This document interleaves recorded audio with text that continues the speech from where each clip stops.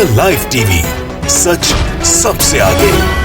दोस्तों, उत्तर प्रदेश विधानसभा चुनाव का पहले चरण से लेकर अब चौथा चरण आ चुका है, लेकिन भारतीय जनता पार्टी के नेताओं को बख्शा नहीं जा रहा है।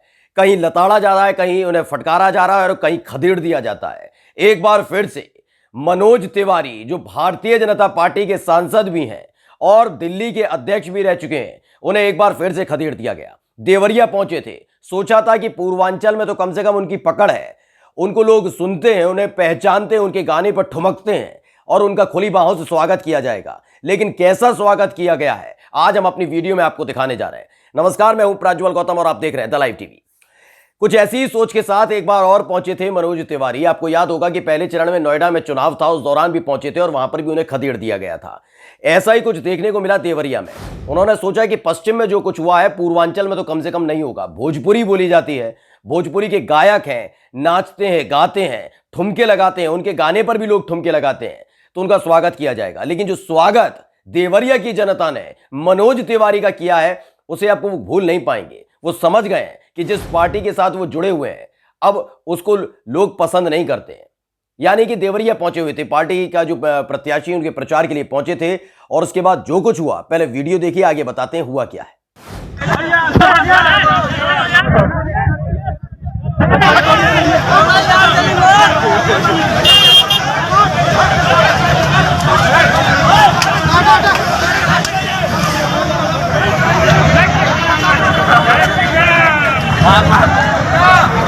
तो देवरिया में पहुंचे थे मनोज तिवारी। अभी आप जो देख रहे थे भीड़ में एक व्यक्ति को, जो शख्स लगातार भागे जा रहा था, रोड पर भागे जा रहा था, वो कोई और नहीं है, भारतीय जनता पार्टी के सांसद मनोज तिवारी हैं। मनोज तिवारी वही जो अलग अलग तरीके के गाने उन्होंने गाए हैं और उसके बाद भोजपुरी के सबसे बड़े नायक के तौर पर खुद को स्थापित होने का दावा करते हैं। बताते हैं कि वो इस समय सबसे बड़े भोजपुरी के स्टार हैं।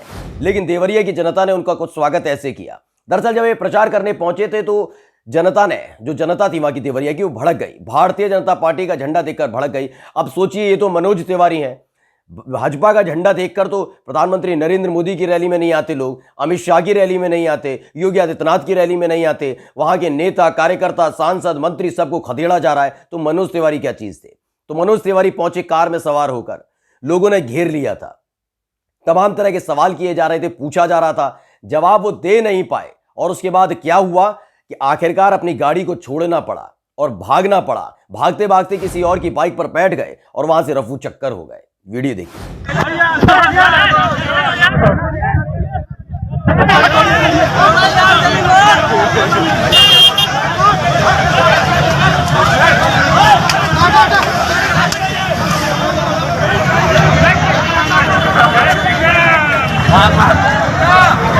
अब ये वीडियो बड़ी तेजी से वायरल हो रही है और पूछा जा रहा है कि ये हो क्या रहा है कि भारतीय जनता पार्टी के तमाम नेताओं को उन्हीं के गढ़ में ऐसे खदेड़ दिया जाता है। कम से कम मनोज तिवारी की इतनी तो लाज रख लेनी चाहिए थी इन लोगों को कि वो एक स्टार है, भाजपा के नेता है लेकिन स्टार है। लेकिन जनता का साफ तौर पर कहना है कि स्टार हो या कलाकार हो, कोई भी हो, जिसके आगे या पीछे भाजपा लिखा होगा, उसे बख्शा नहीं जाएगा, उसे खदेड़ दिया जाएगा, उससे सवाल पूछे जाएंगे, जवाब नहीं देगा तो फटकारा भी जाएगा और लताड़ा भी जाएगा। और यही मनोज तिवारी के साथ हुआ है। दरअसल सूर्य प्रताप सिंह जो आईएएस हैं, उन्होंने लिखा है, जो रिटायर्ड आईएएस हैं, कि देवरिया में प्रचार करने आए मनोज तिवारी उर्फ रिंकिया के पापा को जनता ने सरपट रपटा दिया, पिटते पिटते बचे, गाड़ी छोड़ बाइक से जान बचाकर भागे, जनता टूट पड़ी थी इनके ऊपर। दरअसल जब ये गाड़ी में सवार होकर भारतीय जनता पार्टी के प्रत्याशी के लिए प्रचार कर रहे थे, उस दौरान जनता ने इन्हें पहले घेर लिया। जो देवरिया की जनता है, उन्होंने घेर लिया।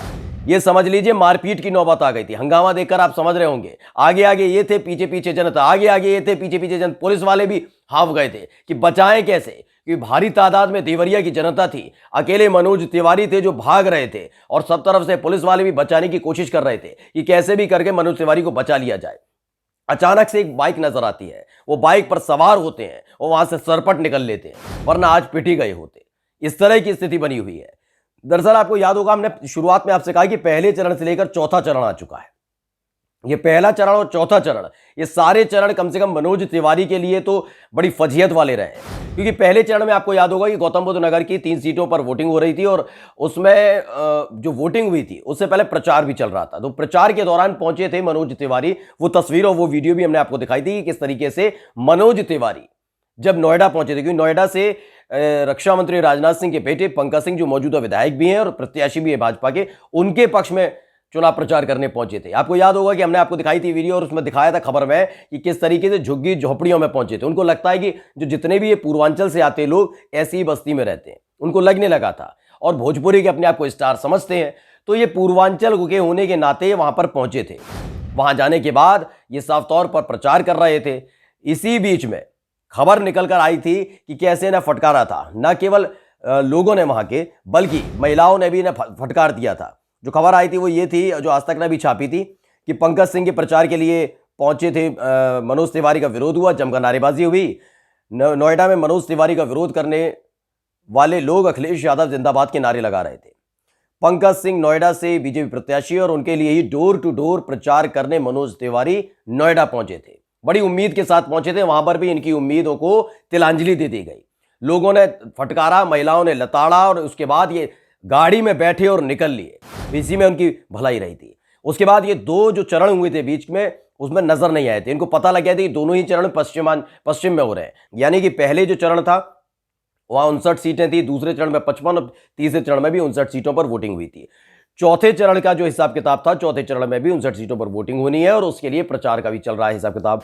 लेकिन देवरिया को लेकर, देवरिया चूंकि अब पूर्वांचल में आता है, और पूर्वांचल में आपने अमूमन देखा होगा कि भोजपुरी भाषा बोली भी जाती है, उस तमाम कलाकारों को पसंद भी किया जाता है, चाहे वो रवि किशन हो, चाहे वो मनोज तिवारी हो, निरहुआ हो, इन सब लोगों को पसंद किया जाता है पूर्वांचल में। लेकिन अगर ये कलाकार रहे तो ठीक है, जनता ने स्वीकार करती है, ऐसा नहीं है, जनता ने पसंद भी करती है, लेकिन एक कलाकार के तौर पर, मनोरंजन करने वाले के तौर पर। लेकिन ऐसा नहीं कि आप किसी की जिंदगी को मनोरंजन बनाते हैं, और यही काम लगातार भारतीय जनता पार्टी की सरकार में किया जा रहा है, चाहे केंद्र की तरफ से हो या योगी सरकार की तरफ से हो। और इसी को लेकर लोगों में गुस्सा था। लोग तो ये जानना चाह रहे थे कब तक आपके गाने पे ठुमकते रहेंगे, और आप आराम से मलाई काटेंगे सांसद बन के। अब आपको भी जवाब देना होगा। ऐसा नहीं है कि भारतीय जनता पार्टी का आपने पल्लू पकड़ लिया और उसके बाद ये सोचते हैं कि आप आएंगे हमारे बीच में, भाषण देंगे, हम आपको चाय नाश्ता कराएंगे। तो बड़ी भांति इनको चाय नाश्ता कराया गया, बहुत इज्जत के साथ इनका अवगत किया गया। वीडियो हमने आपको दिखाई थी कि देवरिया की जनता ने खुली बाहों से इनका स्वागत किया कि आइए तो सही। ये पहुंच भी रहे थे, अपनी गाड़ी लेकर पहुंचे भी थे, जनता के बीच में पहुंचकर प्रचार करने की कोशिश कर रहे थे। लेकिन इसी बीच जनता ने इन्हें दौड़ा लिया। पहले गाड़ी घेर ली इनकी, गाड़ी से उतरकर भागने की कोशिश करने लगे, तो उन्हें दबोच लिया था, इन्हें मारने पीटने वाले थे। लेकिन उससे पहले ही वहां पर पुलिस पहुंच गई थी। जैसे तैसे इनको छुड़ाया तो ये भागने लगे, और किसी की बाइक दिखी तो उस पर बैठे और रफू चक्कर हो लिए। ये भारतीय जनता पार्टी की स्थिति हो गई है। यानी कि कोई भी आ जाए, बड़े से बड़ा दिग्गज आ जाए, बस भाजपा का झंडा और भाजपा का नाम सुनते ही आदमी बौखला जा रहा है, परेशान हो चुका है इनसे।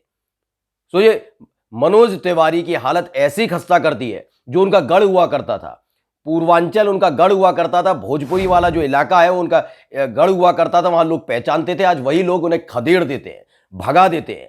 कम से कम इस उत्तर प्रदेश के विधानसभा चुनाव को कोई भूले ना भूले, मनोज तिवारी नहीं भूलेंगे।